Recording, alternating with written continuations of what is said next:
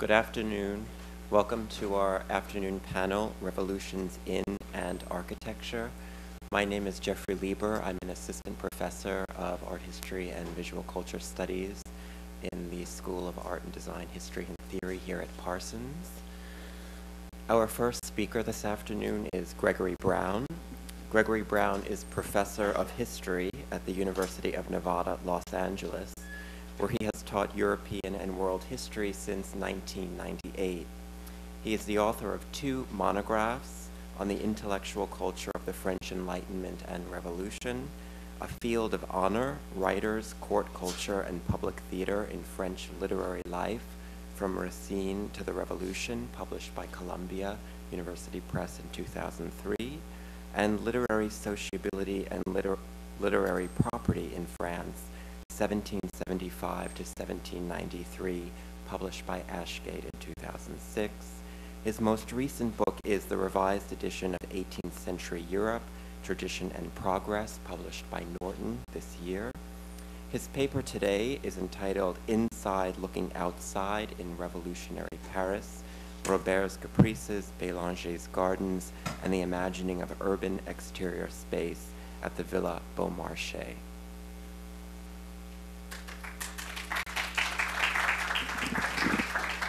Well, thank you, and like the others, I'm really delighted and honored to be here. And I'm particularly honored to be here because I'm really not in any way a design historian. And so let me explain as I get into the paper. My background is in intellectual and cultural history of the French Enlightenment and French Revolution. And in my earlier work, one of the central figures was the playwright Beaumarchais, whom I studied primarily as a social and political actor. Now, the irony is, or the central argument, I should say, of a lot of my work has been that despite the conventional narrative of Beaumarchais as the author of social unrest in Mariage de Figaro, I've tried to present him as really a figure who embodies old regime norms, somebody who, and I describe him using a sociological term of an established outsider, who in effect reproduces norms and values and whose effort is primarily to accumulate cultural capital according to established practices rather than to subvert them. What happens to him in the course of the French Revolution, particularly the early years from 1789 to 92,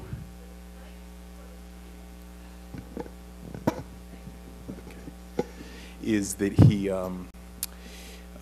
becomes instead sort of refigured, reconceived as someone whose values are external to the nation, as someone who is figured as an aristocrat. And that story underlies, in effect, why I became interested in his home, his villa, which I'm going to talk about. That in effect he conceived of this as an expression of notability of his established social stature in the late old regime. It becomes a site of social contestation. It becomes a site where there's numerous protests and collective violence. And so that, in effect, is some of the context for why I'm interested in it, and that in turn will explain some of the points I'm going to make about it in my paper. This painting, entitled Maison Beaumarchais and the Bastille, is by a little-known court painter known as Genillon. And according to the Musée Carnavalet Provenance record, it was painted in 1790. Now it appears to depict, is this giving me a pointer? It appears to depict a kind of unlikely scene of the Gothic fortress, of a Palladian neoclassical genteel estate, and of a pastoral landscape complete with sheep. This is obviously an imagined construct, and it's particularly notable that it was imagined in the sense that by 1790, the destruction of the Bastille was well underway, having been begun with the outbreak of the Revolution in July of 1789, but also that the house itself was not yet constructed. It had just begun in 1790 under the direction of the young but prominent neoclassical architect, Paul Lemoine, known as Lemoine le Romain, because he had been awarded the Prix de Rome a few years earlier. Moreover, the open space in the foreground, which appears as this pastoral landscape here, was the site of an Anglo-Chinese garden designed and built by François-Joseph Bélanger, who had also worked on the interior. I don't hear the microphone, the PA, so you have to tell me if that's a problem. Bélanger had worked in collaboration with a man who held the title of both Royal Curator of Paintings and Designer of the Royal Gardens, Hubert Robert. To understand the meaning of this image for my work, I want to point here to the left of the estate where you see what appears to be the beginning of a pastoral forest, that if it were not for the actual landscaping and walls that were there, what you would see is one of the densest and most rapidly industrializing parts of late 18th century Paris, the Faubourg Saint-Antoine. Moreover, between the massive edifices, you see what appears to be the ruins of an aqueduct. What was actually there was the newly widened Boulevard Saint-Antoine, which ran north from what was projected to be a central hub of the city's new network of boulevard and canal, of which the sort of central hub was intended to be a projected Place Louis XVI. So let me show a few illustrations of this. This is Eastern Paris in 1787. This is the site of the Bastille. These are the city ramparts. And what's going on in these years is the ramparts are being torn down, and there's a series of urbanization projects to create. I'm just going to turn this off and speak. Is that much better? No, it's not much better. Okay.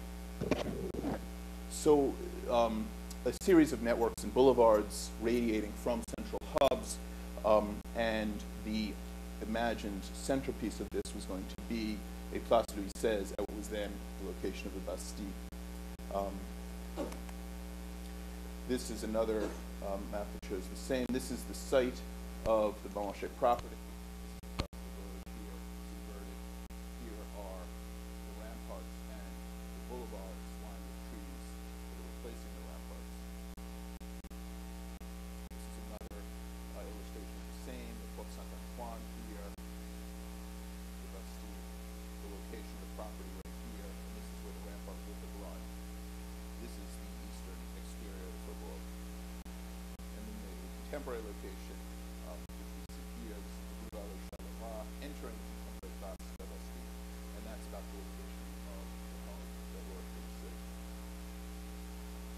Lastly, this is one of many maps that were drawn up, which were projections of what this new neighborhood would look like with the projected Place Louis XVI, and with a series of avenues and boulevards radiating from it, including gardens and open spaces. And so again, his property right here, which actually appears in all of these projections, would have been central to that redesign.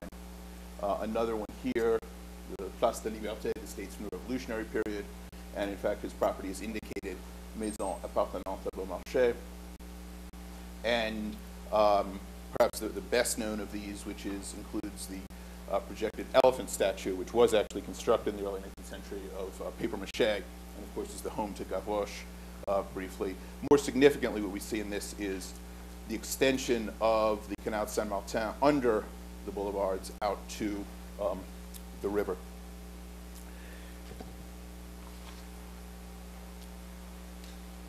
So the central sort of theme that this is illustrating is the tension between a boom in genteel urban housing, particularly between 1765 and 1789, between the end of the 7 Years' War and the outbreak of the Revolution, and this project is at the very tail end of it. And another tendency in these same years of urban redevelopment, particularly in eastern part of Paris under the authority of the Royal Bureau de la Ville de Paris, and which was particularly accelerated after 1777 because restrictions on the height of buildings on the outer perimeter of these boulevards were removed, and this allowed for much larger structures. So a good example, a well-known example of this genteel housing boom is the Hôtel Télusson, which had been built a few years earlier. And it's indicative to us of a few things. Notably, it's famous for the half-sunken triumphal arch, which was intended to suggest a relic or a ruin. What's particularly significant is that arch is actually built at the intersection of two of the main thoroughfares, and which disrupted precisely the sort of carriage traffic that the new boulevards were intended to facilitate. It actually cut out into one of the allées, that these boulevards were built with two different lanes in two different directions. This one in particular, which was designed by the prominent neoclassical architect Nicolas Ledoux, which was notable for not only this arch, but for interrupting the flow of traffic, was also more indicative than the Beaumarchais project because this is to the northern part of the city where there was a lot of available land and where the opening of these restrictions on the outer side of the boulevards allowed for this construction. The Beaumarchais project is much more anomalous because it's in this dense and rapidly expanding Faubourg Saint-Antoine area and right at the heart of this projected new transportation hub centered on the proposed Place Louis XVI. The painting that we saw earlier, the Genillon painting, is part of a concerted effort by the three designers, by Bélanger, Lemoine, and Romberg, to project through visual media, including printed engravings we'll see in a moment, a particular vision of the estate as a paradox of urban space that was at once natural and pastoral, despite the dense urban setting, but also carefully designed. And in fact, I'm going to try and show a correspondence between that vision and some of the paintings that Robert created for the interior, that in fact this is best understood using an art historical term as vedute, as a view of an actual structure set in a fantastical landscape. That's obviously how the painting presents it, but I'm trying to show that that's how it's designed. The painting itself, and here's a black and white rendering of it, and then the more widely seen engraving, which was widely circulated and republished in volumes about 18th century French homes in the 18th and then the 19th century. This is the most frequently reproduced image of it, and therefore the source of much of the knowledge and commentary.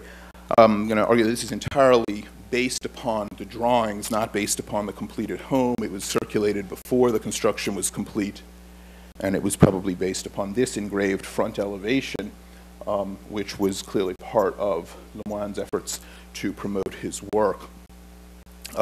What's also notable here in, this is part of the same set of engravings, is the interaction between the columned circular entrance courtyard and the beginning of the English gardens and of the fabrique, of the structures, which began right outside of the home entrance, and I'll show that in just a moment.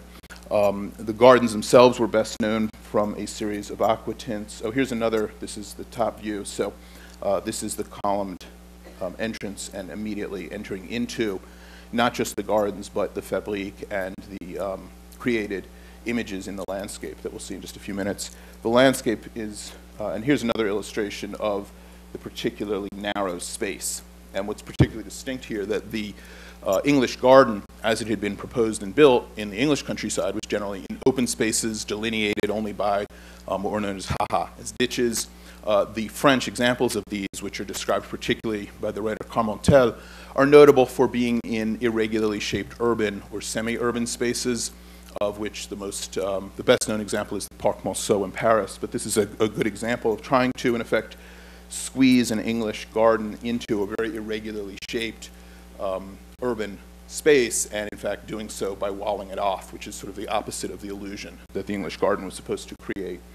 The gardens themselves, well known primarily from these aquatint prints, and which are in fact also circulated to promote Bélanger's work. Bélanger was quite active in promoting his work and promoting the homes that he helped design. About the interior of the home, we actually have a great deal more source material. There is an inventaire, an inventory done after Beaumarchais' death. There's an inventory done when the home is seized during the Revolution and sealed off. And there are some engravings, including, this is an enlargement of the cross-section we saw earlier, of the sort of central salon. And these sort of generic classical images were in fact where the paintings, that I'm going to show you in a minute, executed by Robert, were hung. Robert is best known in this period as the painter of ruins, of Caprices, and the cycle of 8 paintings that he executed for this home are, to my knowledge, unstudied, either iconographically or historically. They were reunited in 2009 for apparently the first time in 190 years in an exhibit at the Musée de la Vie Romantique in Paris. The images have belonged to the city of Paris but not been kept together. Robert, as the curator of royal paintings, was well known for doing this sort of work, and he had had a royal commission to paint a series known as the National Monuments of France for the royal dining room at Fontainebleau, and this had been widely studied in his own period as well as by art historians. They were hung at the Salon of 1787 and widely commented upon, and Romberg painted a similar cycle for another private home in Provence in the 1780s, now held at the Musée Calvet in Avignon, and a series of fictive ruins for the Château of Méréville, which belonged to the Marquis de Laborde. And for that set, he had also done a series of paintings of the gardens intended to be hung inside the home from which the gardens could be seen. Romberg, in the Méréville project, had worked with the landscape architect Bélanger. He had in fact designed the gardens, and Bélanger oversaw their construction. And both of these, therefore, had worked on both interior designs and English gardens that interfaced and which were intended to simulate nature as opposed to the rigid geographical patterns of the French garden, and that they were to try and create what the Anglo-Chinese garden was intended to create, known as pays d'illusion, lands of illusion, in effect actual landscapes that could be viewed as one proceeded around the garden. This specific experience of nature, as coherently planned and cleverly crafted tableau, is what I think is particularly interesting because of this necessity to balance the geographic context or the place with the historical reference or the design. As the art historian John Bandiera has noted, Romberg's work combining ruin painting and English landscape gardening established what he called a formal and conceptual parallel between the garden and the artwork and the Caprices. So this close integration of painting and more generally of the interior design with the garden design demonstrates, I think, a really interesting attempt to create a continuity from the interior design outside the home into the surrounding spaces and to create what I refer to in the title as an imagined urban exterior space, a projection of the private sphere into open space, but totally cut off from the very active, dense, and economically dynamic social sphere just outside the walls. Romberg was known as a painter of morality, peintre moral, and the color, the subject, the composition, the style were all considered by contemporaries as exemplum of civic bourgeois values, distinct from ostentatious or aristocratic art. And it's for this reason that Beaumarchais and Bélanger turned to Romberg to decorate the home and gardens. And this raises a very important point for my argument, that Beaumarchais wanted this home and the gardens to be a statement of civic virtue and notability, as opposed to a statement of aristocratic ostentation, but also to establish, to distinguish it socially from the popular associations of the quartier of the Faubourg Saint-Antoine. The works themselves then, and this one I'm going to come back to, this is the painting he does of the gardens that was hung in the home, but the paintings themselves are a cycle of works that are all technically, they're technically views of existing statues, actual works, so technically not Caprices, but set in imagined landscapes, just as the Fabrique of the English garden would have been. So these were all statues that had been well known in 18th century Paris. Many of them had been physically in Paris, or that Robert had traveled to Italy to see. The Venus Medicis, Hercule Farnèse, and all of these are set in these imagined landscapes. Flore, Apollo. The Laocoon, probably the best known statue of the period, the best known classical statue of the period, but set in this kind of romantic pastoral landscape. Marcus Aurelius. And then this one, which is particularly important for us, the Gladiator Borghese, because this image, this statue, is one which is actually reproduced in one of the Fabriques, that in fact it's set just outside the home, and you can see this on the overhead elevations.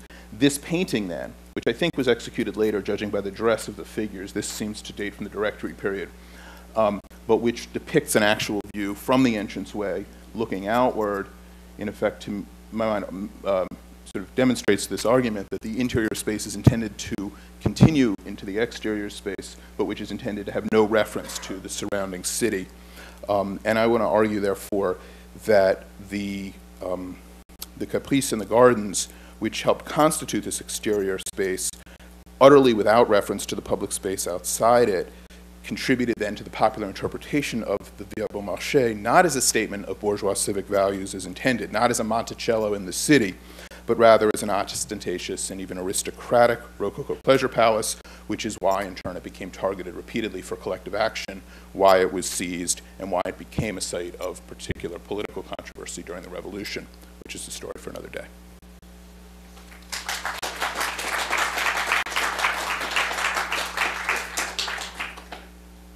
Also a PhD candidate at Columbia University, where she is writing her dissertation on the history of feminism in American architecture circa 1968 to 2001. In 2009, she was awarded an oral history prize from the Buell Center for her work in this field. Before studying at Columbia, Andrea obtained her professional and post-professional degrees in architecture at McGill University and practiced for 5 years in Montreal and Dublin. Her paper today is entitled Designing Against Discrimination, Feminism and Design in Architecture.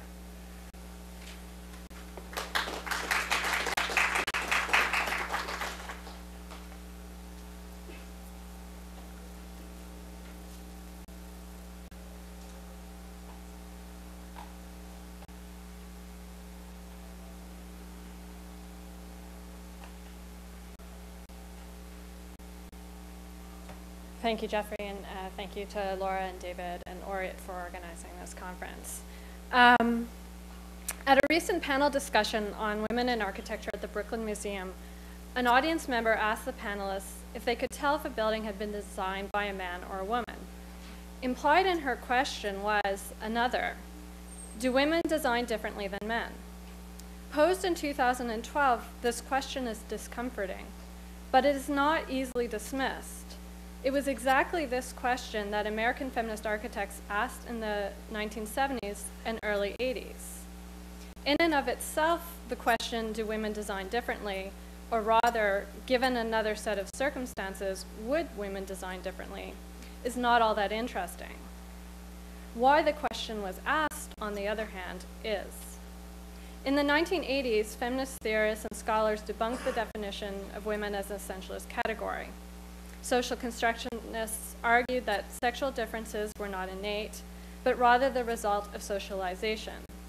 Gender theorists provided another basis of analysis. Joan Wallach Scott, for example, argued that gender was a relational category based on power dynamics in society. Despite these later critiques, essentialism was an important assumption made by many feminists, including feminist architects. Many believe that women did have something unique to bring to architecture, and that liberated from the restrictions placed on them by patriarchal society, they would design differently. Following Diana Fuss's work on essentialism, I'd like to examine its role in early feminist politics and architecture, particularly as it pertains to this question of women and design. Analyzing Gayatri Spivak's critique of subaltern studies, Fuss argues that, quote, when put into practice by the dispossessed themselves, essentialism can be powerfully displacing and disruptive. For Fuss, this, quote, signals a new way to rethink the problem of essentialism. It represents an approach which evaluates the motivations behind the deployment of essentialism, rather than dismissing it as an unfortunate vestige of patriarchy, itself an essentialist category. Essentialism, therefore, can be understood as a strategy rather than essential in and of itself. How then does this play out in architecture? To answer this question, I will focus on the work of Leslie Keynes Wiseman, as well as her brief partnership with Phyllis Berkby. I'll contextualize their work within a brief history of the early feminist movement in architecture.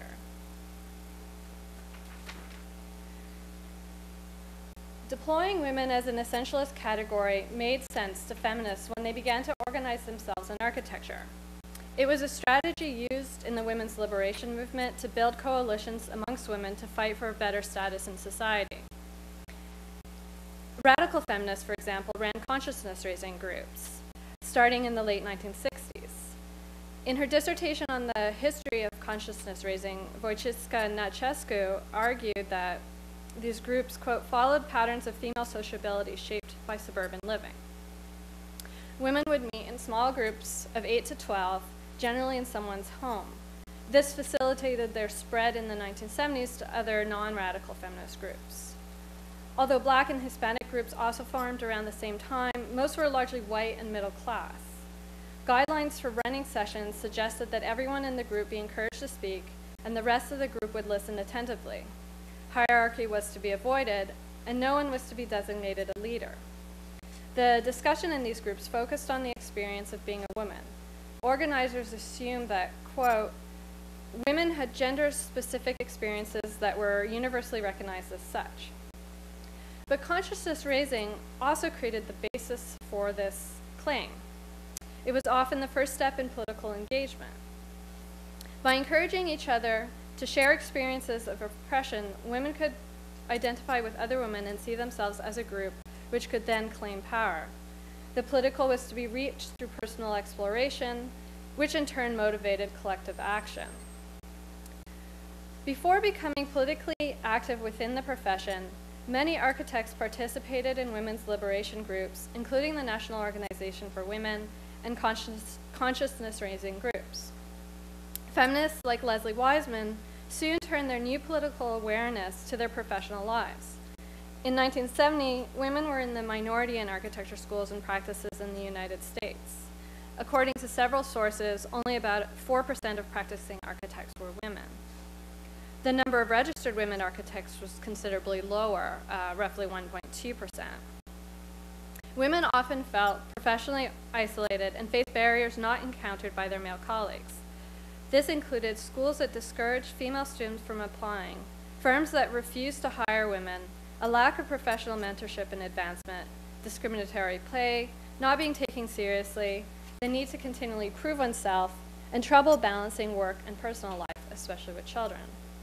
The political experience gained from participating in the women's liberation movement, combined with professional discrimination they faced simply for being women, motivated feminists to organize as women within architecture. In 1972, 3 professional groups were formed independent of each other. The AWA, the Alliance of Women in Architecture in New York, Wallop, Women in Architecture, Landscape Architecture and Planning in Boston, and the OWA, Organization of Women in Architecture in San Francisco. These organizations limited their membership to women and sought to improve their status in the profession. The Open Design Office was also founded in 1972 in Boston by several women searching for an alternative to traditional architecture offices. Based on feminist principles, the practice had a non-hierarchical structure and allowed for flexible working hours. In 1974, many of the women involved in feminist professional associations and the Open Design Offices participated in the first symposium on women in architecture, organized by students at the University of Washington, St. Louis. Less than a month after that, a 3-day conference was held at the University of Oregon. 7 women, including Marie Kennedy and Joan Sprague, 2 of the founders of the Open Design Office, and Leslie Wiseman and Phyllis Birkby, met each other through these organizations and conferences and founded the Women's School of Planning and Architecture. The Women's School, or WISPA as it was also known, was open to all women and only women interested in the built environment, regardless of their education or affiliation. Organizers ran 4 summer sessions of 2 weeks each in 1975, 76, 78, and 79, and a more conventional conference in 1981. WISPA was one of the venues where Wiseman and Birkby taught together, and I'll now turn to their work. Leslie Keynes Wiseman was an early feminist activist in architecture. She trained in interior architecture and urban studies, and she taught architecture at the University of Detroit and the New Jersey Institute of Technology starting in the late 1960s through to her retirement in 2004. In her 1992 book, Discrimination by Design, Wiseman argued that because men had been largely responsible for creating the built environment, male values were embedded in its forms and in the processes that had produced it. Further, those values were detrimental to the status of women because, according to Wiseman, a man-made environment was inherently discriminatory. Although she acknowledged social construction, her argument was based on the assumption that male and female are essential categories, even if they do not necessarily map onto men and women directly. This was not an uncommon assumption made by feminist architects in the 70s and 80s. the period when Wiseman was developing the ideas for her book. For example, in a special issues of Heresies magazine on women in architecture published in 1981, an issue that Wiseman contributed to, Marguerite Kennedy proposed 7 hypotheses on female and male principles in architecture. Female principles included being more user-friendly, more ergonomic, more holistic, more complex, and more socially oriented. Male principles included being more designer-oriented, more formal, more abstractly systematized, more profit-oriented, and more quickly constructed.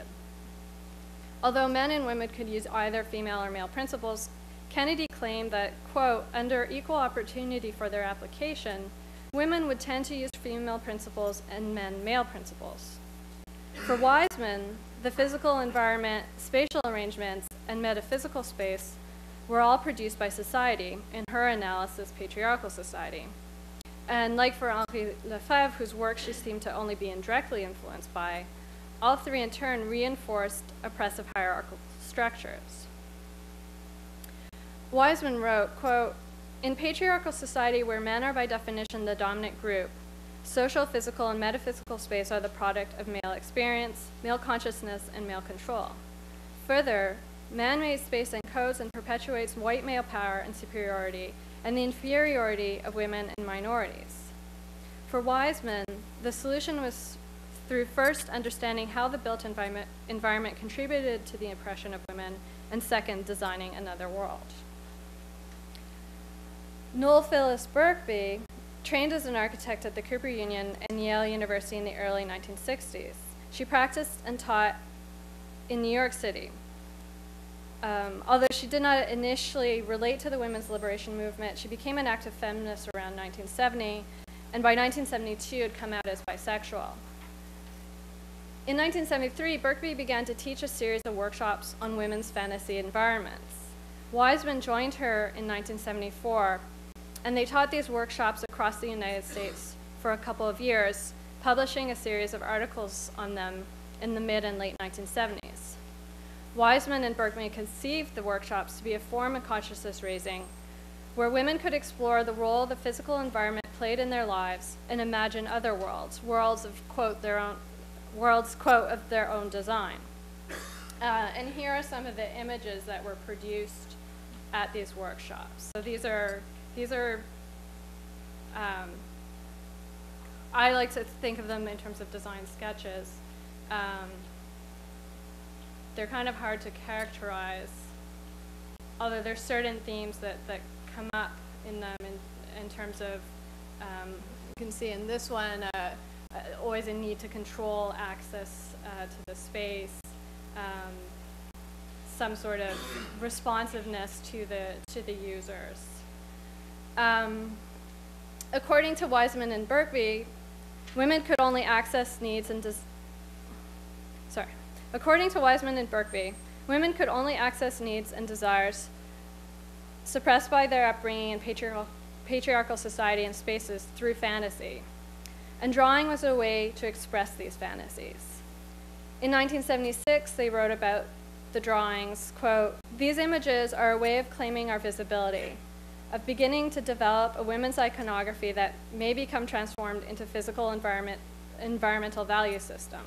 By looking deeply inward to those visual landscapes of our daydreams and fantasies, we can destroy the environmental myopia that we suffer from as a result of centuries of patriarchal conditioning. Wiseman and Birkby believed that the space of the imagination were, quote, free spaces, unencumbered by the restrictions women felt in their lives. Further, it was through these exercises in fantasizing a better world for themselves that women could gain an environmental consciousness, which would then lead to political action. For Wiseman and Birkby, women's involvement in architecture was directly connected to the successes of the women's liberation movement. In Discrimination by Design, Wiseman argued for spaces designed by and for women that could change social relationships by changing spatial arrangements. This had a historical precedence in the 19th and early 20th century when material feminists like Catherine Beecher and Melusina Fay Pierce had proposed new housing and co-housing. And this is something that Dolores Hayden has written extensively about in her 1981 book, the Grand Domestic Revolution. As fantasies, the designs produced by the participants of the Women's Fantasy Environments workshops did not offer buildable solutions to discrimination and oppression, but they did create a what-if situation. What if it was possible to imagine a world built by women? Of course, as any science fiction writer knows, a complete escape from the present is never possible. However, like the fantastical designs of Archigram or Archizoom, the participants produced critiques of the physical environments they inhabited, environments that they did not feel they controlled, that did not suit their emotional and physical needs, and where they did not always feel safe. These critiques allowed Wiseman to produce her analysis of the built environment as man-made, the premise of discrimination by design. Despite later critiques of essentialism, including Black and Chicana feminists who argued that it ignored other important differences such as race and socioeconomic background, the inequalities and discrimination women experienced, including within architecture, were very real. And the insights developed from running the workshops and analyzing the drawings were only possible because of the basic assumption made by Wiseman and Birkby that women experience the built environment differently than men. Just as the organizers of consciousness-raising groups believed that women shared common experiences of oppression, Wiseman and Birkby believed that women had also shared common experiences of environmental discrimination.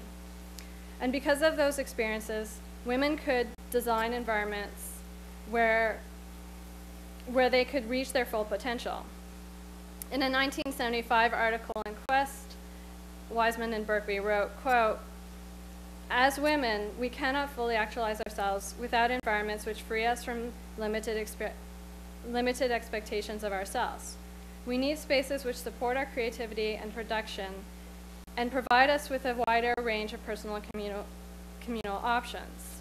If the future vision for the built environment is to be one in which the totality of women's needs are environmentally supported, then each woman must become her own architect."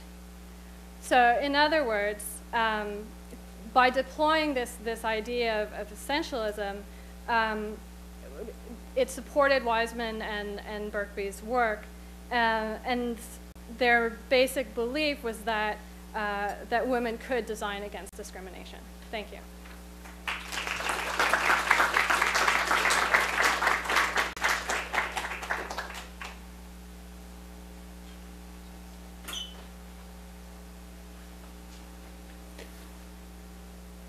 Our final speaker this evening is Daniel Barber.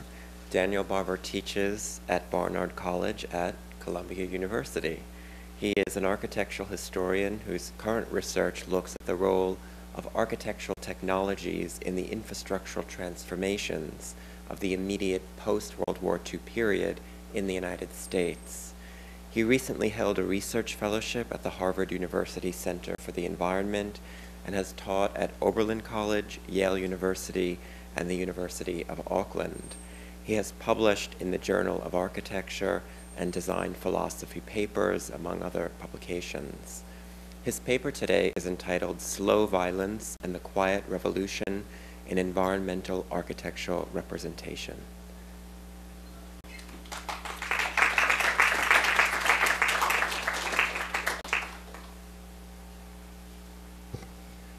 Thank you, as always, to the organizers for organizing such a fascinating set of papers. Very happy to be here, and I appreciate the challenge of going last on Friday.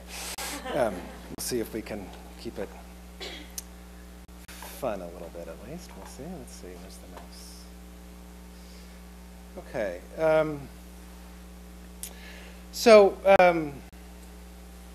Right.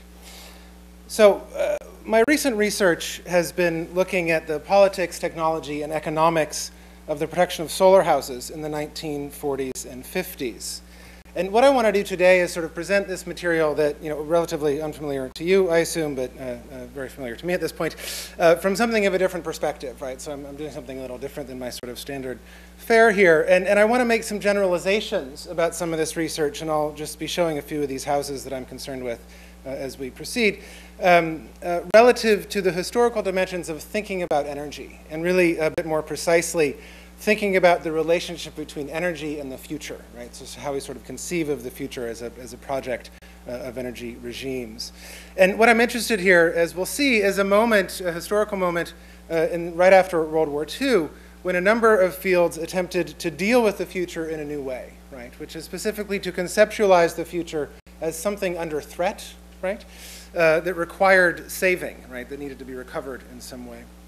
So when this discourse around the future became one of attempting to calibrate present behavior according to the sort of prospects for the future. We've often called this sort of advocacy for calibration towards the future environmentalism, right? A term that I hope remains quite contested, both in the sort of quasi-ethical sense, right, of sort of thinking about future generations, right, sort of buying the right toilet paper and that sort of thing. And also in the sense that I'll develop a bit more seriously, I hope, conceiving new approaches to global governance, to managing a declining ecological condition according to anticipated risks. So I want to explore some of these complications today according to a prompt, as I see it, provided by a recent book by Rob Nixon, a literary scholar at the University of Madison, Wisconsin, the book entitled Slow Violence in the Environmentalism of the Poor, where Nixon makes the salient point that the environmental crisis, broadly construed, is, at least to some extent, a crisis of representation. As Nixon writes, and I quote, "Climate change, the thawing cryosphere, toxic drift, biomagnification, deforestation, the radioactive aftermath of wars, acidifying oceans, and a host of other slowly unfolding environmental catastrophes prevent formidable representational obstacles that can hinder our efforts to mobilize and act decisively," end quote. So the relative invisibility of these aspects of environmental decay, their delayed and dispersed effects, and perhaps most importantly, the attritional or sort of agglomerative condition of their development render them irrelevant, Nixon argues, to an image and spectacle-infested cultural discourse. So I want to sort of explore a subset of this representational challenge, again, relative to this question of energy in the future, specifically relative to the sort of image economy that emerged in the immediate post-war period, concerned with means to think through the sort of contested notions of establishing energy regimes as the war was coming to an end. And though he won't be a focus of my comments today, the work of Bucky Fuller provides an interesting sort of prelude to some of these questions. Working at Fortune magazine during and right after the war, and we should say a bit before he sort of became the celebrated figure that we now know him as, Fuller developed a number of strategies concerned with how to see energy, right? And we see one of them here as he's comparing resource production and consumption of the United States in blue to the rest of the world, right, in red. We can see already the US is sort of far ahead, so to speak, right, in all categories. Fuller was also concerned with spatializing this inequity.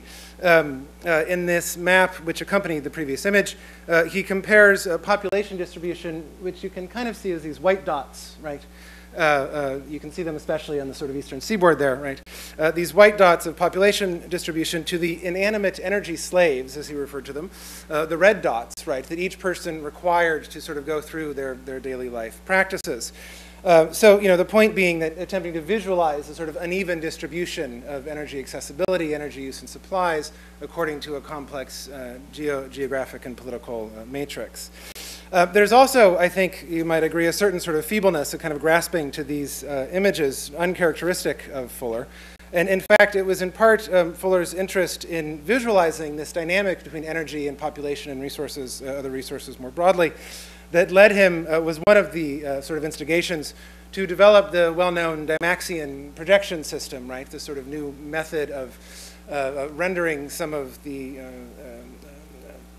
distortions of traditional projection obsolete in theory, and also, as we see here, using it as a means to attempt to demonstrate this energy inequity in different ways. So here, these sort of black dots, right, that are sort of peripheral to the map itself are showing the energy slaves, right, a bit more aggressively than before.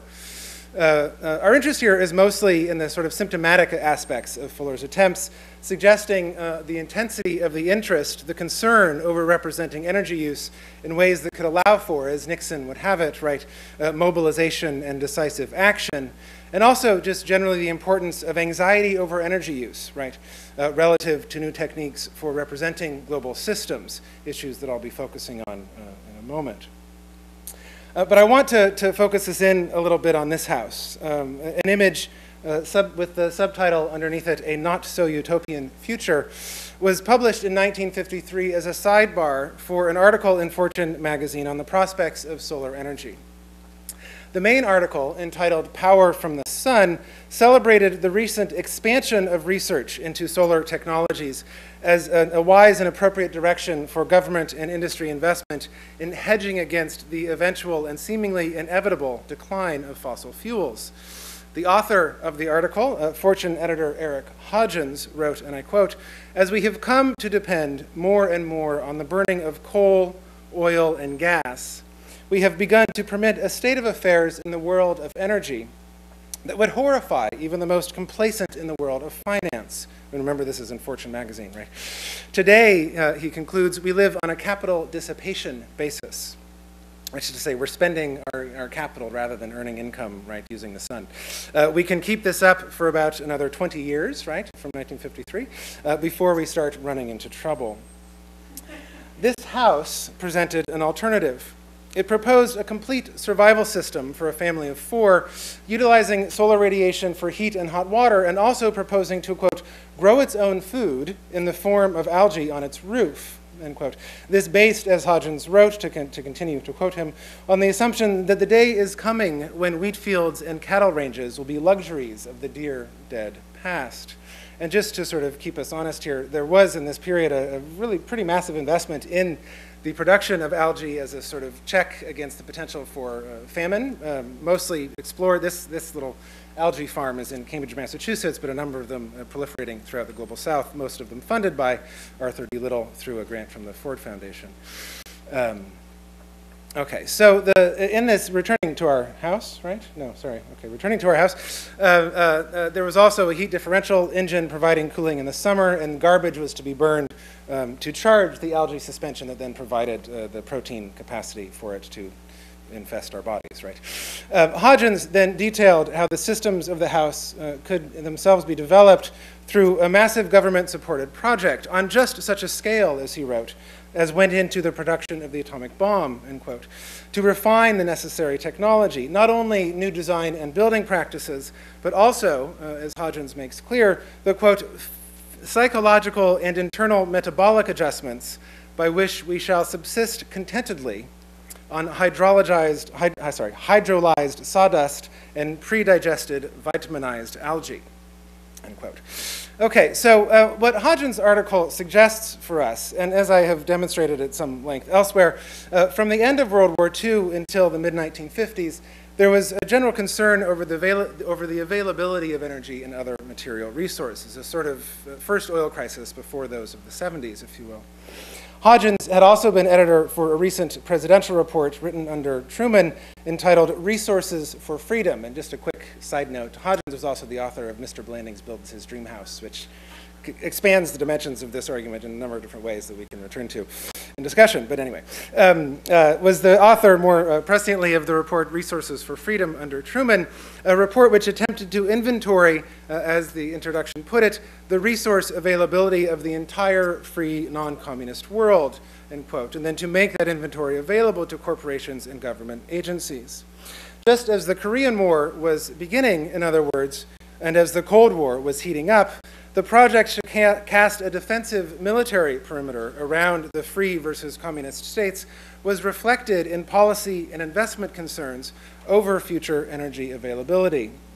Hodgins and his colleagues, indeed, proposed to see this entire free non-communist world as a single system of energy production and distribution. And you'll note in this drawing very little attention, this is a bit earlier, but very little attention to the Soviet Union or China.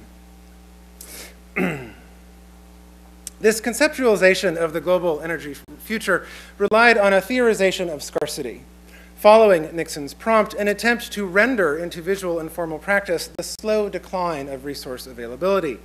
The complication here is that the image of systemic dynamism in Hodgins' not-so-utopian future was simultaneously evidence of the careful analysis of an exorable resource decline.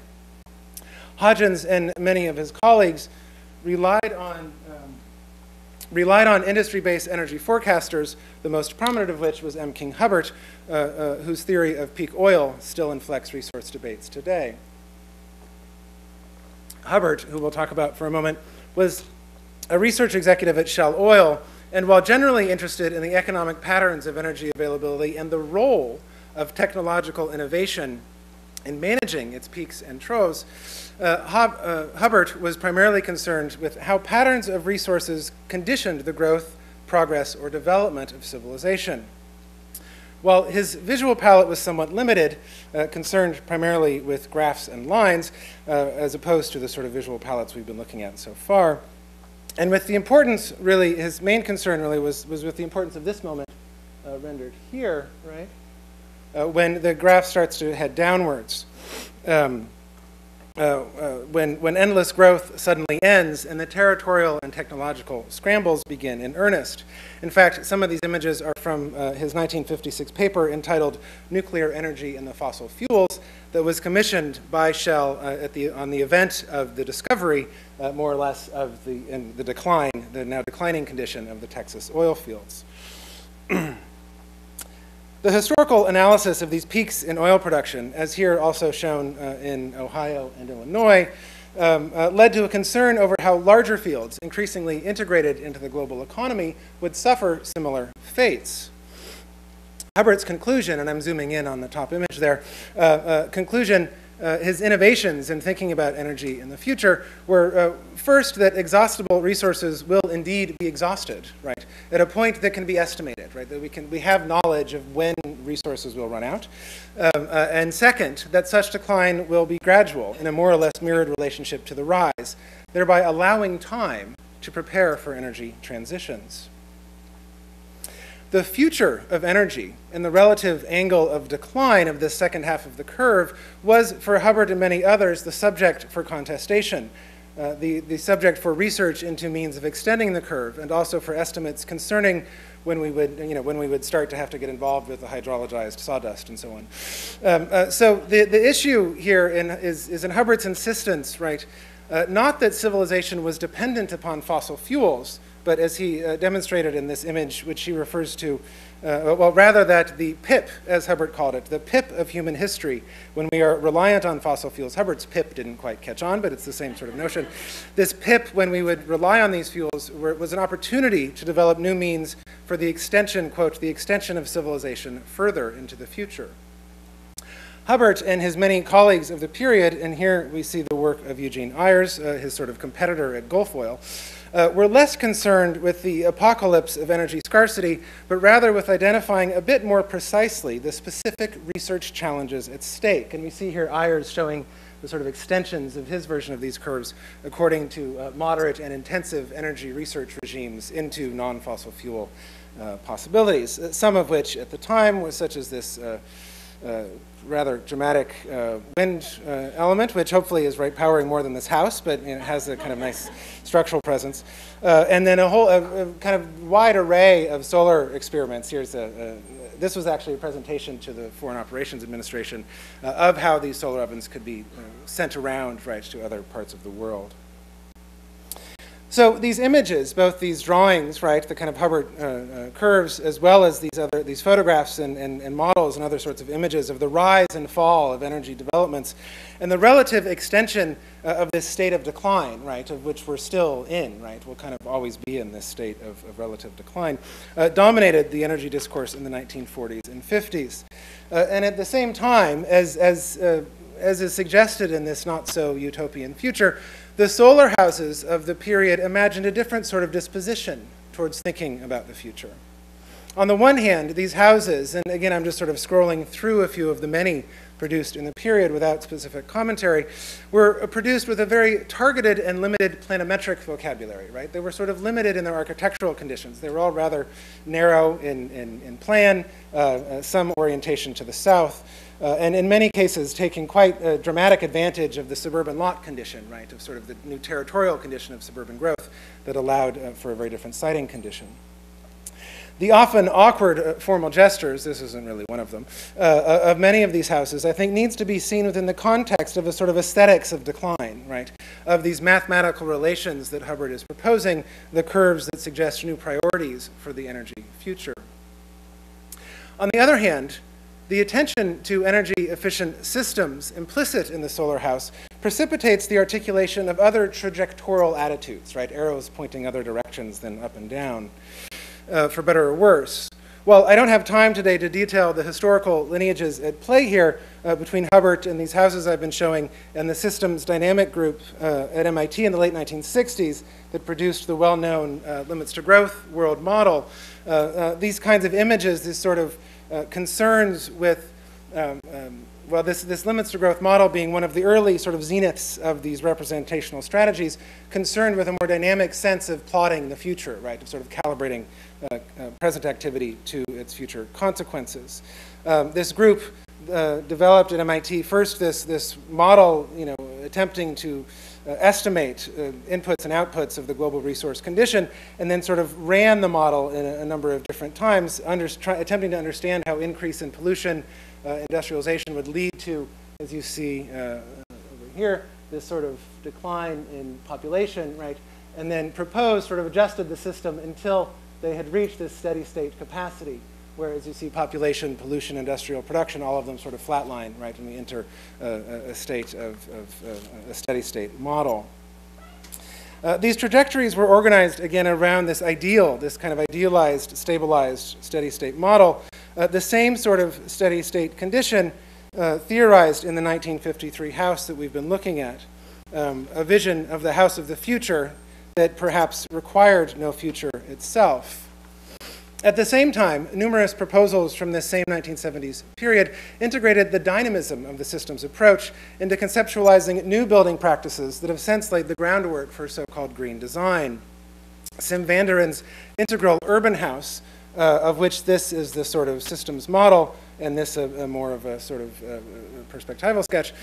Sim van der Rohe's integral urban house, built in Berkeley in 1976, collapses the planimetric approach of the solar house, of this sort of house for the future that requires no future itself, and instead focuses on the cyclical representation of energy use, endemic to the technological articulation of the environmentalist imperative. So I think the question that we're left with in seeing this shift from these sort of Hubbard curves, right, to these more sort of cyclical models is following Nixon. Do these drawings, right, do drawings such as these network systems represent something that is otherwise hard to see, right, an alternative to the inexorable decline of environmental conditions? Or are these drawings as well simply indications of the impoverished image economy through which we have conceptualized our possible futures? Thank you.